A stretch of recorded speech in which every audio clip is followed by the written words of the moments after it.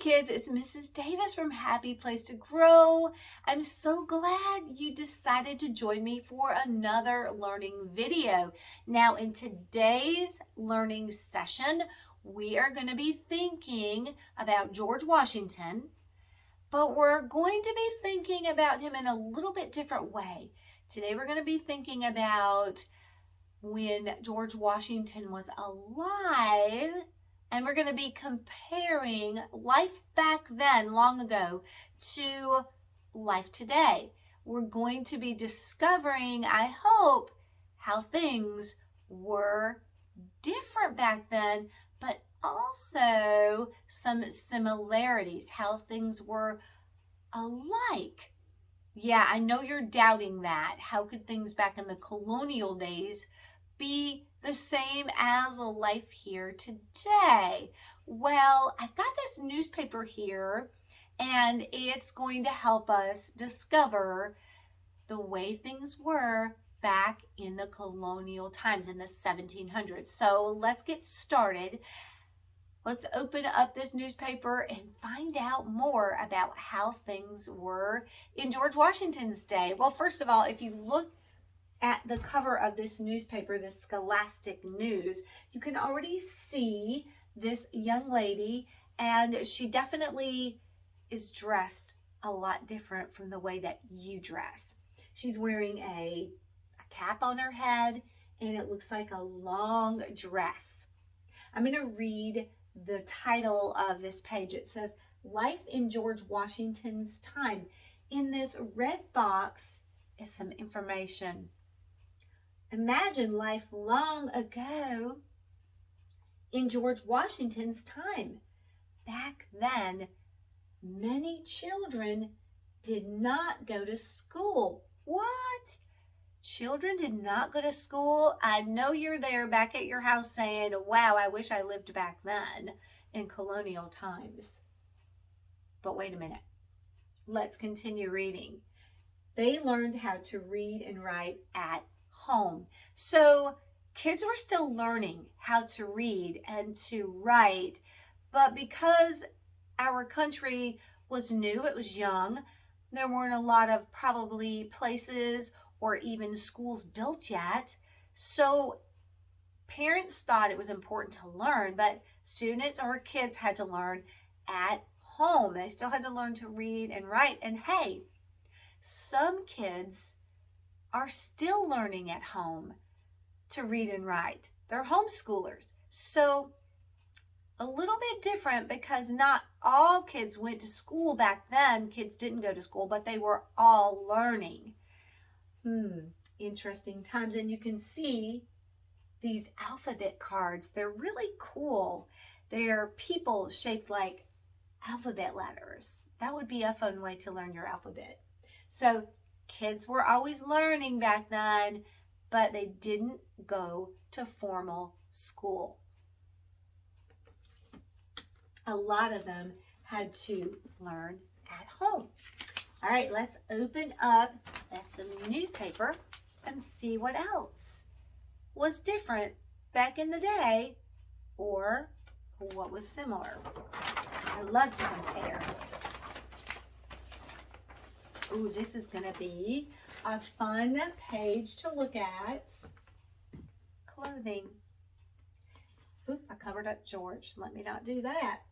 Life in George's time. How was life then different from life today? So if you look right here, we've got a diagram of the different pieces of clothing that colonial men and women wore. So I'm going to read down here, and then we'll travel up here to this diagram and check out the clothing styles. Back then, people did not wear the same clothes. Well, that's obvious. That we wear today.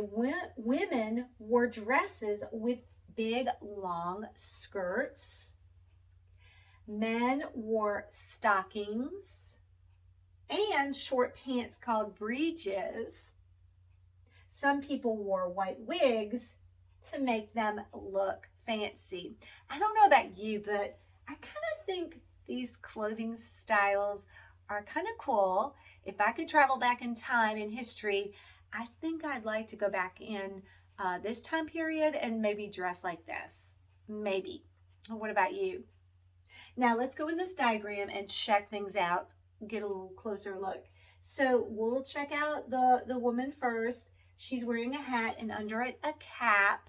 Now we wear hats today, like if I'm cold and it's snowing, I put on a winter hat, but normally I don't wear hats all the time. I think ladies back then wore hats a lot. So we still wear hats, but we don't wear them as often or for as many occasions as they did back then. This dress is long and this section is called the bodice. This part is called the gown, and they always had an apron in the front, very fancy looking, and then finally a petticoat down here. Let's check out this guy right here. He's wearing a hat. I happen to have a three-cornered hat like they did back in the day. A coat which has a sort of a long style to it. This part right here, which sort of looks like a vest, is called the waistcoat, and you can see a ruffly shirt in there. Would you like to wear that? Ruffles. And then we've got the short pants called breeches, the stockings, and check out those shoes. And of course, if you were really fancy, you would wear a wig. Even the guys and the gals would wear wigs. So that's very different. Yeah, pretty cool. Now let's continue learning. So of course, people still wear clothing today. And you know what? We do still wear long dresses at times for fancy events. And gentlemen sometimes dress up in fancy ways too. But the clothing for every day is definitely different. Let's think about travel back then. That was definitely different. It says there were no cars or planes back in those days. Imagine, no cars, no planes. To go far, people rode horses. No wonder George really liked to ride his horse most of all. Sometimes a horse pulled people in a carriage. Look at those wheels. Now, I can imagine that the ride was probably hot or cold, or they might get wet. I'm kind of thankful for vehicles that we have today that are covered and heated. And I imagine those wheels were pretty bumpy. That was probably a pretty bumpy ride. So even though that looks pretty interesting to travel that way, I definitely wouldn't want to be traveling that way all the time. What do you think?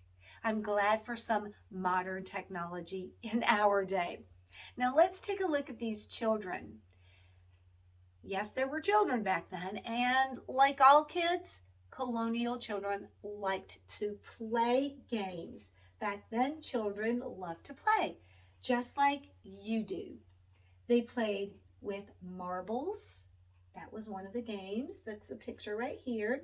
Children also played hide and seek and flew kites. Now, when I was young, I had a collection of marbles. Marbles were still popular. I know children don't really play with marbles today. We have a lot of different activities that young people do today, like video games.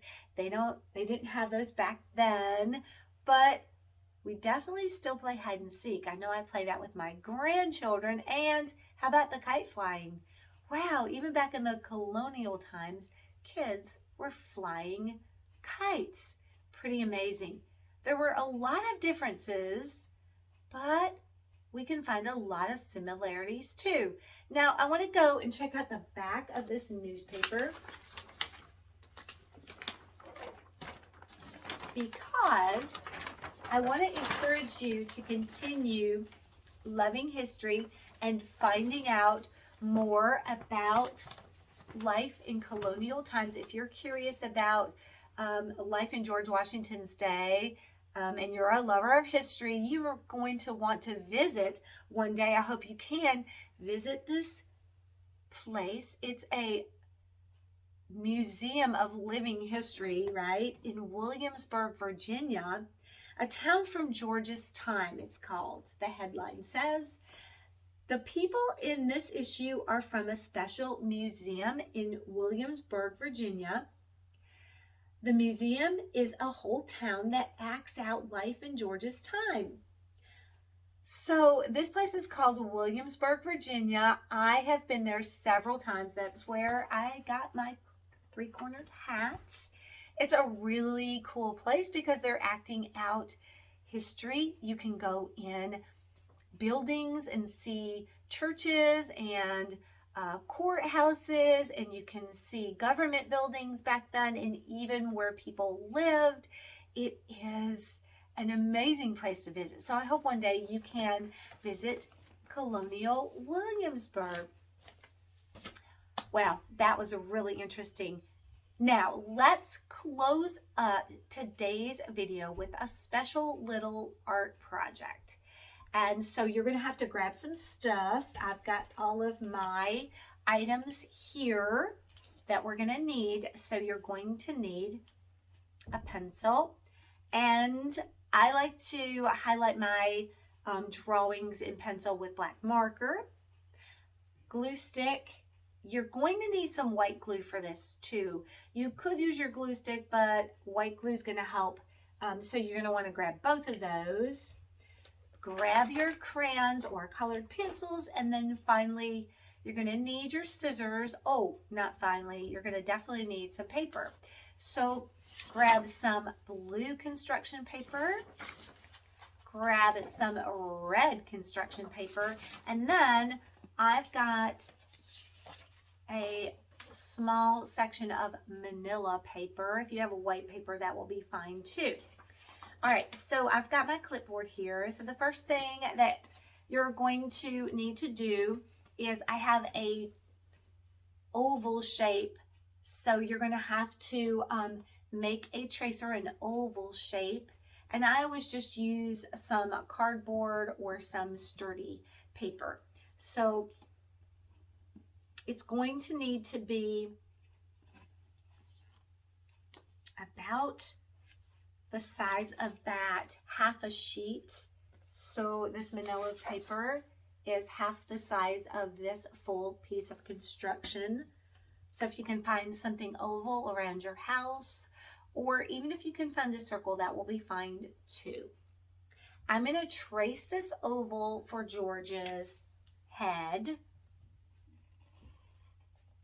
So I'm just going around the edges. I like to use a stencil when I'm doing art because it helps me get it just right when I'm tracing a shape. So of course, you know, this is going to be George's face. I'm going to trace around that with a black marker just so I can see my pencil marking.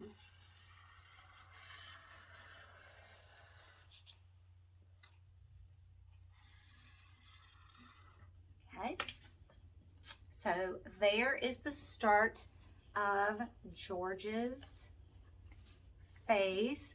Now I'm going to draw, I'm grabbing, this is what his face is going to look like. So don't be intimidated to draw a face. I used to be worried about how to draw eyes and a nose and a mouth, and I just use simple shapes. I'm going to use sort of a football shape for my eyes, and I'm not going to worry about getting them. Let me readjust here just so I can draw in front of me. I'm going to go right here. So this will be his forehead. So I'm going to kind of just line up, and I'm going to make a football shape for the eye. So I'm going to edge up, and I'm going to darken that with my marker just so you can see that in just a minute. I'm going to do one on the other side. Don't worry about getting it perfect.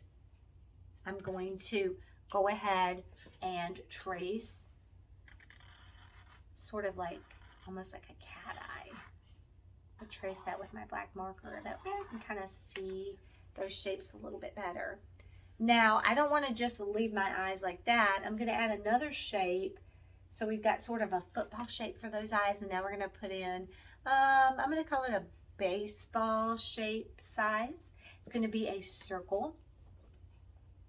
So I'm going to go ahead and just put that in. You know, we have parts to our eyes, different layers, if you please. I'm going to go ahead and trace that too, so that pops out and stands out. Again, art is fun, so don't worry about it looking perfect or getting it exactly right. Just have fun with your art.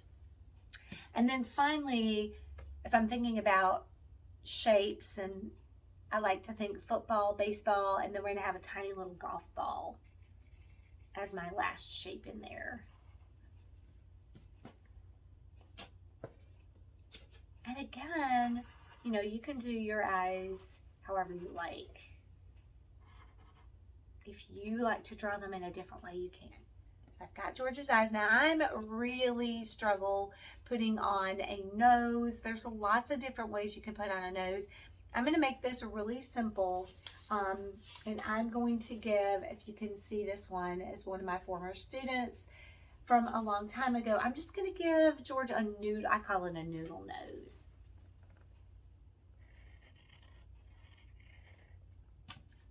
Noodle nose. And I'm going to take a pink crayon. If I can find a pink in my collection, sort of a peachy pink, I'm going to do sort of a peachy pink on that. Give it some peachy pink. And then we're just going to give George a simple smile. Again, this is a very simple art project. And I'm going to give him a smile and kind of go over it with my peachy pink. Again, a little bit. I like to mix peach and pink. Went overboard just a little bit.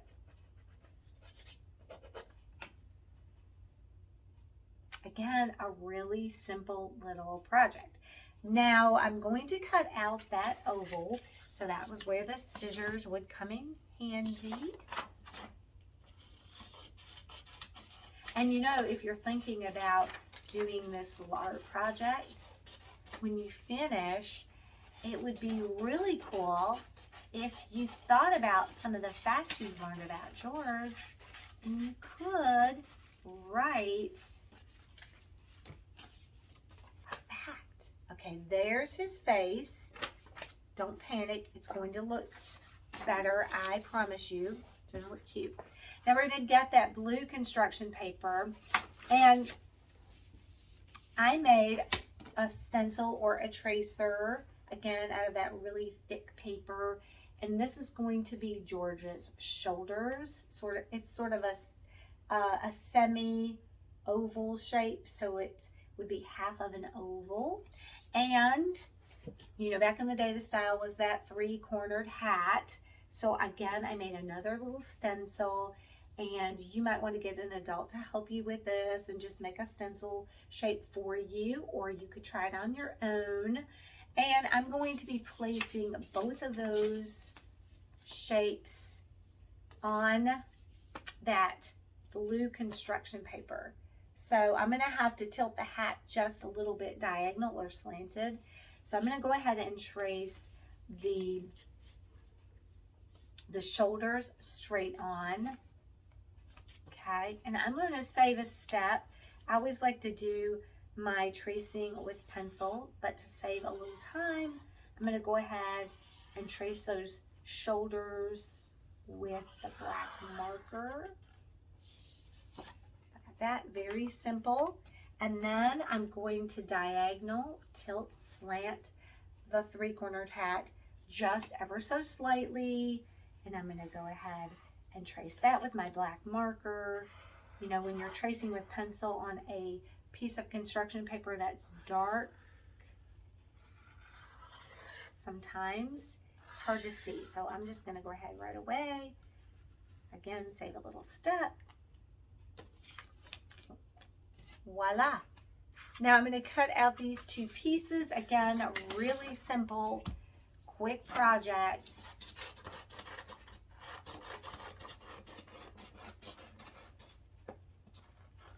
And then we're going to put all three pieces together. You know, when I'm doing my cutting skills, I'm thinking about how I'm going to be really, to get the shape of that three-cornered hat, you know, you're going to have to do it very ever so carefully. So you're going to have to turn your paper.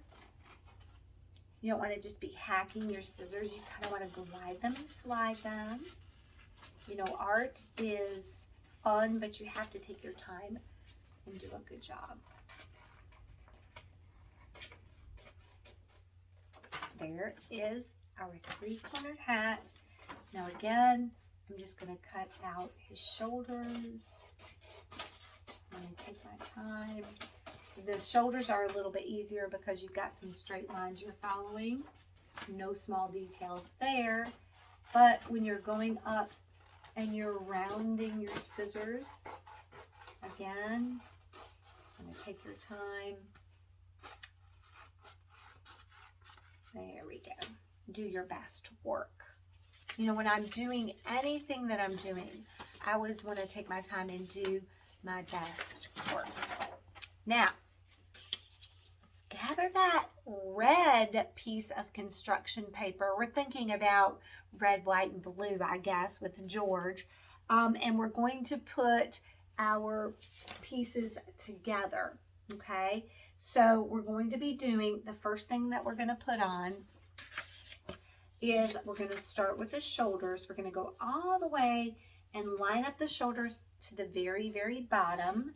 This is where I'm going to use my stick glue. Okay, and I'm going to put a generous amount of glue on the back of his shoulders. And I'm just going to line it up with the bottom of the paper. Again, really simple. Line it up. And then the next thing I'm going to put on is his face, his head. And I'm just going to ever so slightly layer that over. That's going to be his chin, you know. So we're going to layer that over. I'm going to get that glue stick again. I'm going to put a generous amount of glue on there. Get that going. Remember, you want to overlap that head on his shoulders, the chin. And then finally, we're going to put that three-cornered hat on. Now that's going to come up and over top of your construction paper. That's totally fine. So this time I'm not going to put my glue all over. I'm just going to put it on that edge. And I'm going to put a generous amount at the very edge of that three-cornered hat.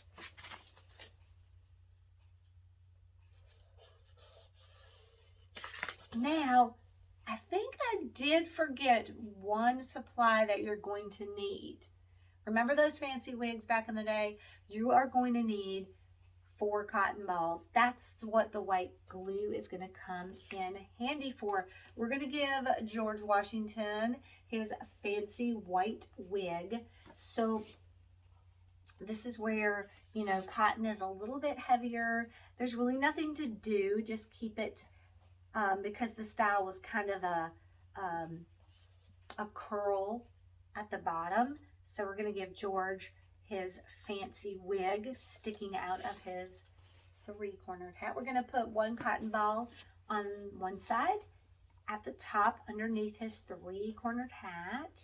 And then cotton ball number 2. He's looking so cute. Right underneath both of those cotton balls, again, I'm going to put a generous amount of white glue. A little dab will do ya. Don't get too crazy with the glue. A little dot, and not super a lot. Okay. And then finally, oh, he is adorable. I'm having to straighten out his wig a little bit. Isn't he so adorable? Now, if you want to be fancy with them, you can put some tissue right here for his collar. And on my former students' examples, you can give him a fancy dancy, get a Kleenex tissue, and just give him a little fancy layer of shirt. And that will be fun to do. All right, that was a fun and quick little art project. Well, I have had so much fun learning with you about our first president and thinking about life in colonial times, and then completing this really fun art project. All right, until our next learning time together, as always, have a good one. And as you're going about your day today, maybe if you're going to school or you're going out to play or you're putting on your clothes, you might want to be reflecting on the way things were back in George's day, how life is different and how it's the same. And maybe you're going to appreciate life in your day compared to life in George's day. Or maybe you're going to be thinking, I wish I could go back into that day and dress that way. All right, until our next one, as always, have a good one.